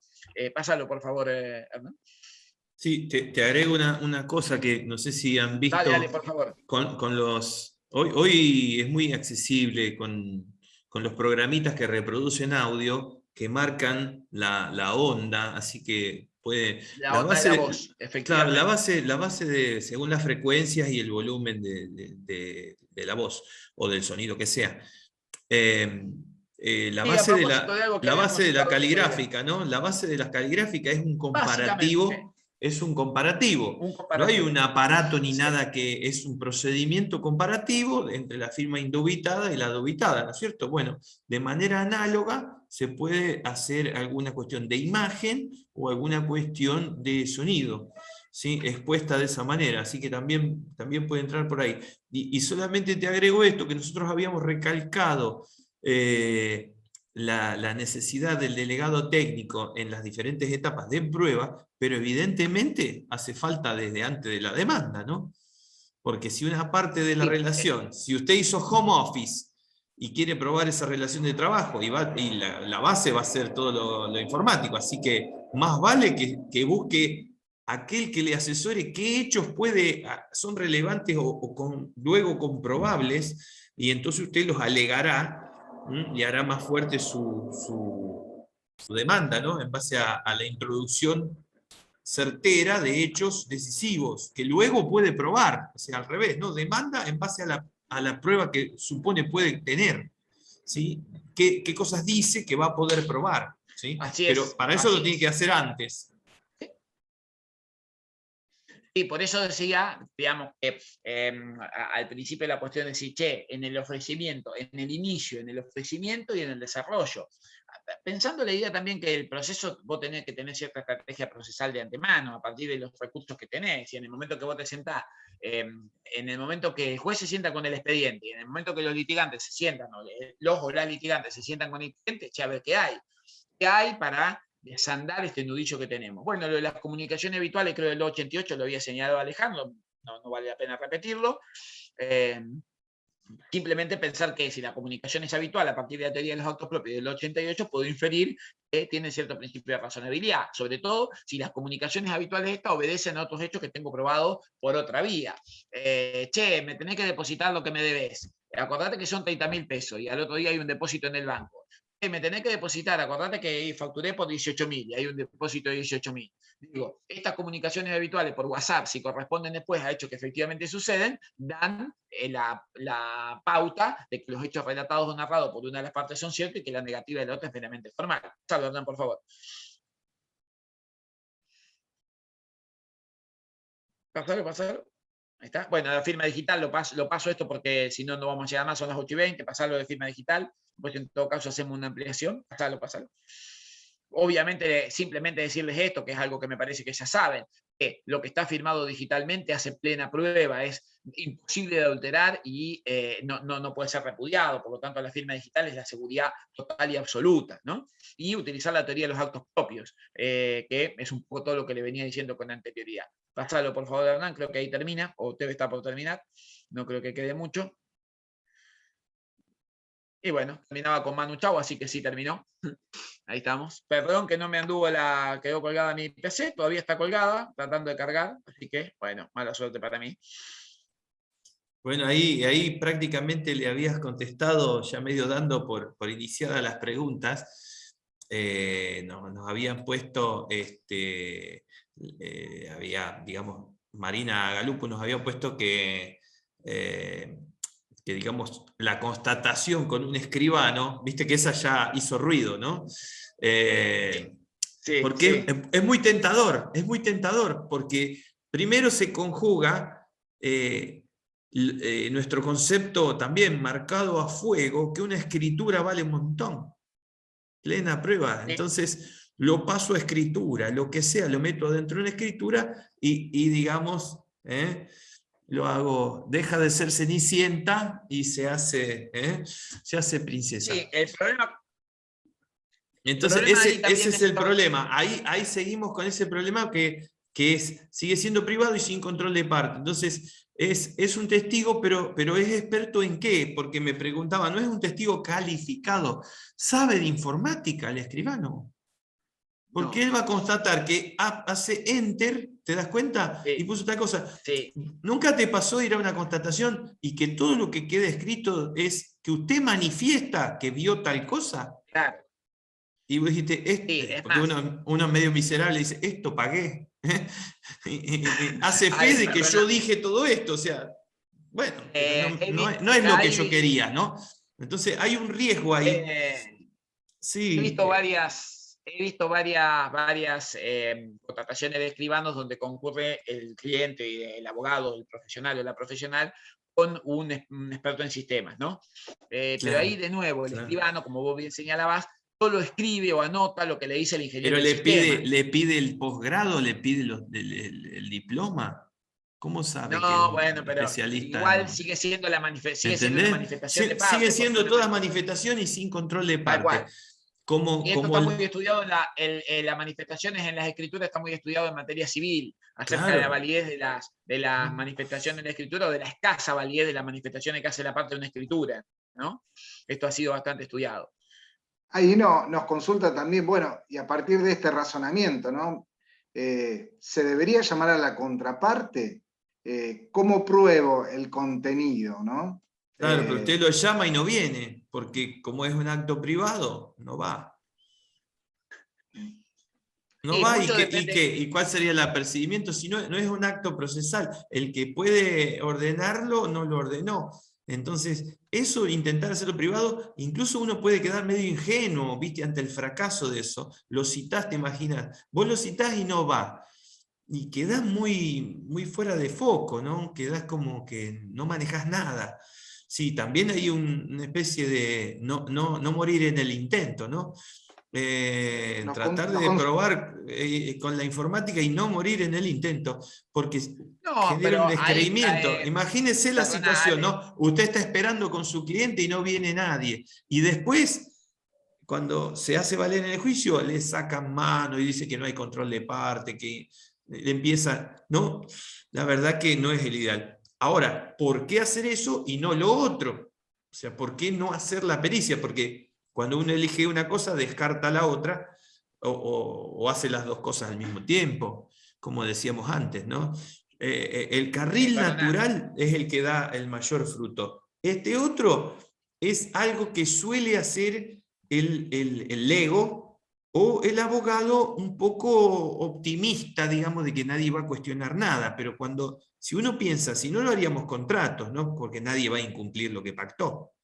¿Sí? Acá hay que pensar que va a ser cuestionado, entonces ante esa posibilidad o hipótesis de trabajo, usted hace lo mejor que puede.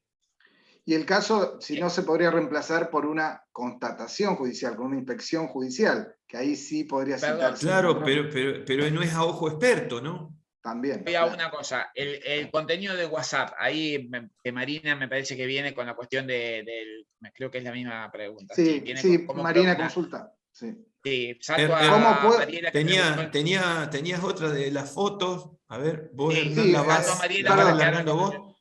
perdón. sí, para que, Primero Está sigo a Marina, que Mariela, dice, Marina. Marina, sí, Marina Ah, consulta, ¿cómo entonces pruebo un contenido WhatsApp? Un sigue de la contenido otra. WhatsApp, y después Mariela consulta cómo se prueba una Ahí fotografía. está, ahí está. Supongo que debe ser una a fotografía la prueba en... de contenido de WhatsApp, Sí. insisto con lo que decía antes. Che, bajá las conversaciones de WhatsApp, las imprimís, las adjuntás al expediente, denunciás los 2 números de teléfono de los cuales se mantuvo la conversación de WhatsApp.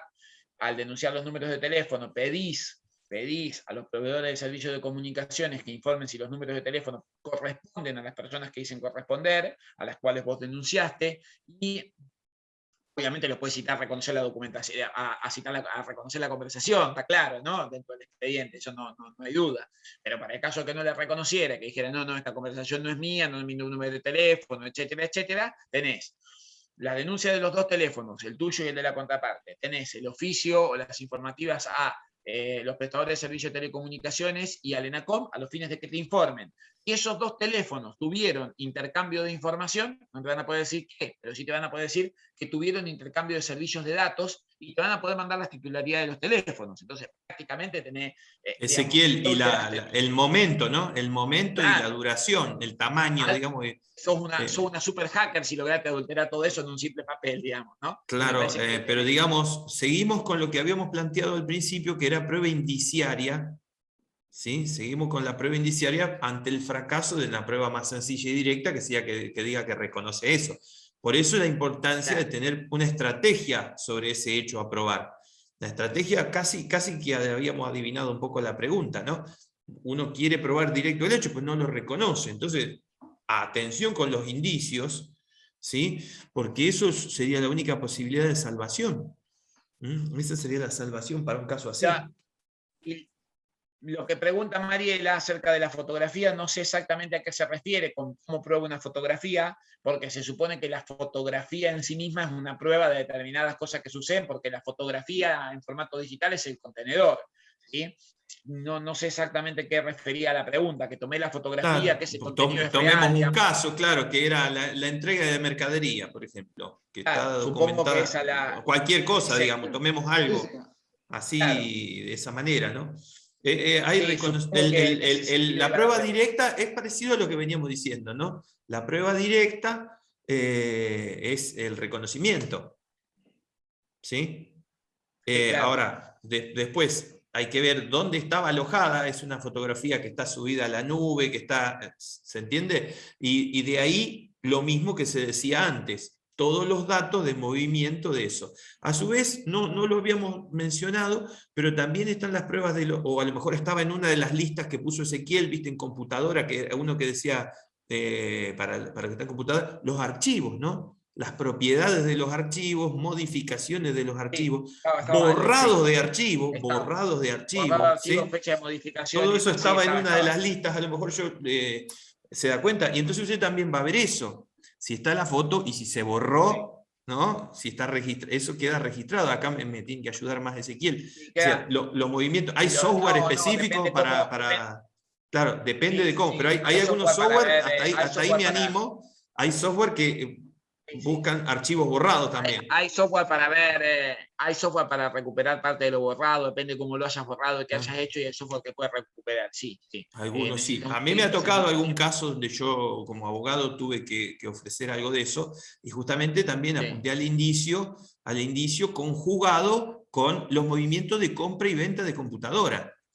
Si vos no sí, vendiste ni compraste ni hiciste ningún service y hay borrado, significa una cosa, ¿sí? O ese sí, indicio apunta hacia un lugar. Si vos no contrataste ningún service, ¿sí? No cambiaste ningún equipo, nada, y hay archivos borrados, y hay archivos anteriores a esos preservados, ¿sí? Hay un borrado selectivo, sí, ¿no? sí, Entonces, sí, siempre va a ser para el lado de indicios, si no tenés prueba directa. Pero lo importante es no resignar ninguno de esos carriles, sino tener estrategia de plan A, B, C, ¿no?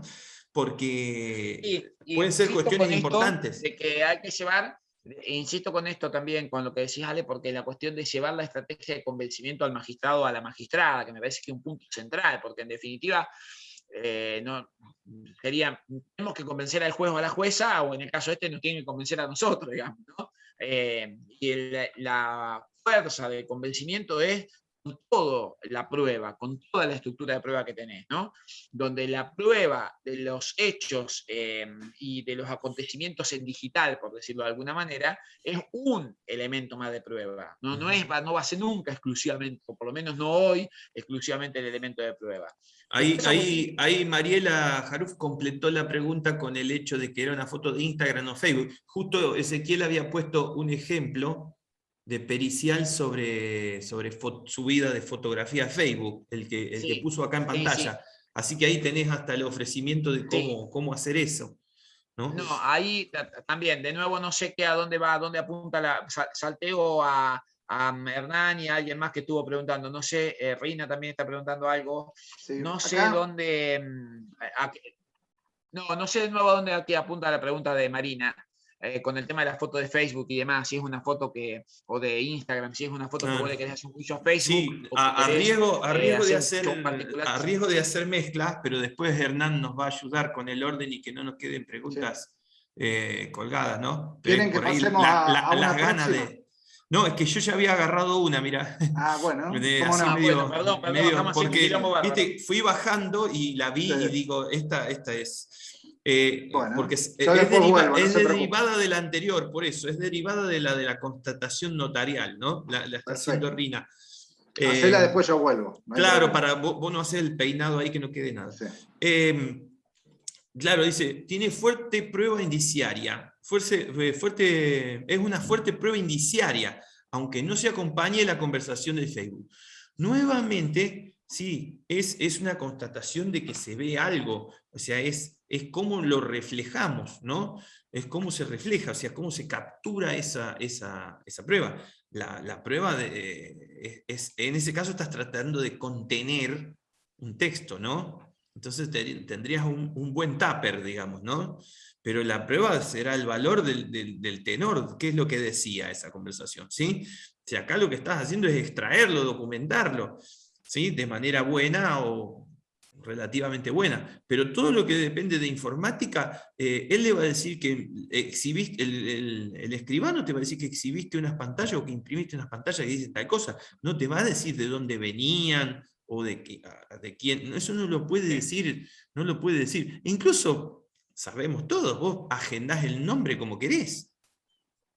Entonces, ¿cómo sabe de quién viene?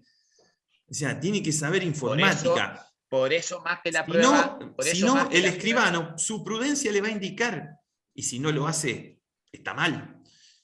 Eso le va a indicar que él tiene que decir, él me dice que esto sale de acá, y decía esto. O sea, tenés un buen tupper, pero que no agarra todo, digamos, ¿no? Es chico. ¿Les hago otra Por pregunta? eso, Perdón, Ezequiel. Sí. Ese. no, por eso insisto tanto con más que a ir por la contratación, es más sencillo bajarlo a papel, imprimir, adjuntarlo al juzgado y ofrecer la prueba pericial informática sobre los teléfonos de ambas partes y pedir las informativas acerca de quién le corresponden los números de teléfono y a quién los tenían asignados esos teléfonos y quién son los que pagan el proveedor, o sea, quién paga la provisión de ese servicio de Internet, ¿sí? Y si tengo la hora de comunicación de los teléfonos, podría decir que me diga dónde estuvo ubicado el teléfono en esa hora que pasamos los datos para ver si accedió desde un servicio de datos común, si accedió desde una Wi-Fi, en su caso desde cuál. Digo, reunir, armar la prueba, más porque vale mucho más lo segundo que la contratación por el escribano, por lo mismo que decía Alejandro, ¿no? El escribano, vos le está diciendo lo que tiene que poner en definitiva, y el tipo pone lo que ve. ¿Sí? El tipo pone lo que ve. Y bueno, sí, vine con el escribano a tomar posesión del inmueble. ¿De qué inmueble fue a tomar posesión? De la Plaza Pringles. Y el señor me manifiesta que toma posesión a pesar de que están los bancos y que dice que es la plaza, que él sabe que es la plaza, pero toma posesión. Y es la manifestación mía, y con eso no me va a servir para iniciar un subcampeón de la Plaza Pringles, porque si así fuera, sería, justo hablando que hoy con el doctor Andino estuvimos hablando de la subcampeón de las plazas, Sí, me tocó un caso. no me va a servir, digamos. Claro, por más que venga el escribano. Otra consulta. Hay una más técnica ahí, Hernán, ¿no? Bueno, les hago acá por orden. ¿Cómo trabajar? Agustín Sara te pregunta, ¿cómo trabajar con el tema de la confidencialidad de la correspondencia cuando uno ofrece correspondencia digital como prueba frente a diversos supuestos, como cuando se trata de redes privadas como el WhatsApp o como redes públicas como ser el muro de Facebook? ¿Cómo ver ese tema de la confidencialidad? No, pero yo no veo ninguna óbice ahí en la cuestión de la confidencialidad, digamos. No me parece que sea un tema central, ¿no? Acompañar las conversaciones de WhatsApp para probar un determinado hecho, de Instagram o las publicaciones de Instagram y demás, de ninguna manera afecta a la confidencialidad. Es más, los correos electrónicos típicamente suelen tener una leyenda de confidencialidad que en la generalidad de los casos está mal redactada. Y por lo demás, esa confidencialidad se rompe si es que vos entras en un proceso judicial, en la medida en que vos tenés que salir a demostrar determinadas cosas que están vinculadas a los contenidos propios de los correos o del mail transcurrido. No me parece que ese sea un punto que un juzgado te vaya a rechazar de una prueba por una violación a la confidencialidad, digamos, ¿no? Distinto, obviamente, fuera si vos accediste a documentación a la que no tenía derecho a acceder porque no eras el receptor de la correspondencia, no eres el emisor de la correspondencia, o te llegó de una manera indebida, justamente en violación de la intimidad de alguien, ¿no? Digo, si te robaste una computadora, si te robaste el contenido de la computadora, si accediste ilegalmente a las comunicaciones, etc. No le veo óbice a eso. No sé si apunta a la pregunta, pero sería alguna línea o chat de WhatsApp donde hay mezcladas conversaciones privadas y que se ofrecen en el medio de lo que uno a lo mejor quiere acreditar. Tampoco, bueno, el que se sienta pero no las podría ofrecer en proceso, y en todo caso la contraparte, si considera que hay alguna cuestión que afecta a su intimidad, su buen nombre, su honor, o que de alguna manera es una cuestión absolutamente privada, pedirá que sean quitadas del proceso o iniciará la acción de daño pertinente después con posterioridad al resultado, a la luz y al resultado de lo que suceda en este proceso. Podría ser algo más bien plausible en materia de derecho de familia, digamos, ¿no? Donde se prestan esta múltiple conversación, o suele haber algunos chats más antes, digámoslo de alguna manera, en el sentido de las cosas que se dicen las exparejas o los miembros de una expareja, ¿no? Acá hay una pregunta bien larga, bien técnica de Hernán Gorostiza. Sí, Voy a hacer la introducción. Hoy en día, con los editores de sonidos, pueden crearse diálogos emparchados o falsificados sobre dichos de unas personas. Es cierto. Lo mismo con la edición de imágenes, conversación o captura. Sí. En el caso de que eso ocurriese, puede modificarse no solo palabras, sino también hasta la fecha de los sucesos, y no puede probar o falsificar. Sí. Perdón, se llama deepfake. El que pregunta, Hernán, se llama deepfake esto. Existen programas efectivamente para hacer deepfake. Muchos de ustedes lo habrán visto cuando hacen hablar a un político y le hacen decir cualquier cosa, o cuando ponen una imagen y después termina haciendo cualquier cosa. No es fácil de advertir a simple vista, pero cualquier profesional con un equipo medianamente decente de sonido y medianamente decente de video, les diría que casi cualquier estudiante de universidad que se dedique a cuestiones vinculadas a sonido y video, con un equipo medianamente decente puede descubrir que las imágenes han sido retocadas digitalmente o que el sonido fue retocado digitalmente. Sobre todo se ve en los agregados de píxel, como se llama técnicamente, y en el pixelado de fondo, como se llama técnicamente. Es relativamente simple de ver. Sí, cambia el patrón, pero hay otros detalles de apreciación que viene más bien de la sana crítica, de la experiencia. Sería un poco la proporción del esfuerzo entre la falsificación esta, digamos, y el objetivo, o el impacto. ¿Qué es lo que va a lograr con eso, digamos, ¿no? Es una prueba decisiva de un asunto importante y tiene medios tecnológicos como para lograr eso, porque yo, por ejemplo, no lo puedo hacer. Hay personas que, entonces, ¿el otro tiene una casa de computación o no? ¿Sí? Entonces, todos esos factores influyen para convencerse o no. Yo lo interpreto absolutamente lógico, como lo que decíamos antes, ¿no? Los intereses que tiene en juego la persona, lo que estaba puesto ahí en el artículo, ¿no? Los intereses que tiene en juego, ¿sí? Permiten valorar lo que pasó y pensar que hay una hipótesis de que sea falso. Si la inseguridad del medio yo la tengo dictaminada, si yo tengo dictaminada pericialmente que podría hacerse esto, ¿sí? Yo tendría que evaluar si puede haber sucedido y que no puede determinarse si se hizo o no. Bueno, entonces entrarán en juego el resto de las cosas. ¿Esto encaja en la historia? ¿No encaja en la historia? ¿Está entremezclado con hechos que sí están probados, que indican esto? ¿Hay otros indicios que concuerdan con esto o no? ¿Sí? Y entrará todo el resto, o sea, la fidelidad del medio técnico podría estar en crisis, pero todo el resto que fue frondoso y fue muy amplio, podría ayudar para resolverlo igual, ¿sí? Ahí no convendría sino hacer como hicimos antes con el Prezi, ¿no? El zoom para afuera, en vez de meternos al defecto técnico y la falibilidad técnica, sino ir para afuera, ¿no? Y ahí ver bien que es todo el contexto probatorio. Pero claro, es un trabajo de evaluación más difícil. Es que nadie dijo que todos los casos son fáciles. Hay casos que son más difíciles. Y este sería uno. Si hay alguien que tiene disponible esa tecnología, ¿sí? El asunto es importante, ¿sí? Y se dan todas esas condiciones, y claro, estaríamos ante un caso difícil. Y en los casos difíciles y de prueba difícil también hay reglas sobre apreciación en casos de prueba difícil. Muy bien. Así es. La última pregunta. Con el escribano. Ahí les hago otra pregunta, la última.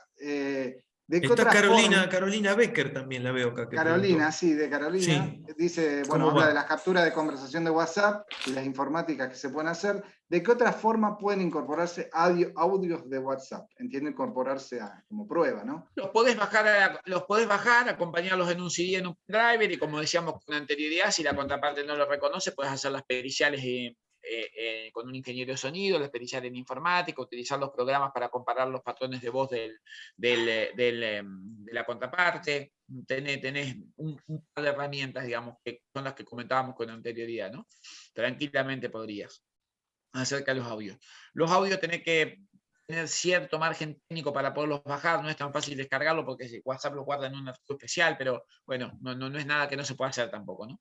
No hay que desgrabarlos, no hay que desgrabarlos y transcribirlos. No es necesario, digamos, no es necesario. Perfecto. Bueno, creo que hemos podido responder casi todas las consultas. Una última, Hernán, vuelvo con el tema de... Sí. No, que ahí Reina insiste con o vuelve a preguntar con el tema del escribano. Es cierto que los teléfonos celulares tienen un único número de email que se llama, es un número de identificación. De todas maneras, tampoco es tan fácil acceder al número de email, sobre todo en los teléfonos nuevos que vienen sellados, eso punto 1. Y punto 2, en todos los casos igualmente sería la manifestación que le hace la propia parte o el ingeniero de la propia parte al escribano acerca de lo que está viendo. ¿Sí? Me parece que es un punto central nuevamente. Así que nada, creo que ahí estamos. Bueno, les agradecemos a todos y a todas, especialmente a los doctores Andino y Zabale. La verdad que muy interesante todo lo que han expuesto, las consultas, el enfoque práctico. Así que bueno, muchísimas gracias por participar. Y bueno, esta clase va a quedar grabada, así que después va a estar en el canal de YouTube para que la puedan consultar, porque bueno, es muy interesante todo lo que se ha dicho aquí. Así que bueno, gracias en nombre de la Usina Social y nos volveremos a ver pronto en alguna otra actividad. De nada, muchísimas gracias. Bueno, gracias. Buenas noches. Hasta luego.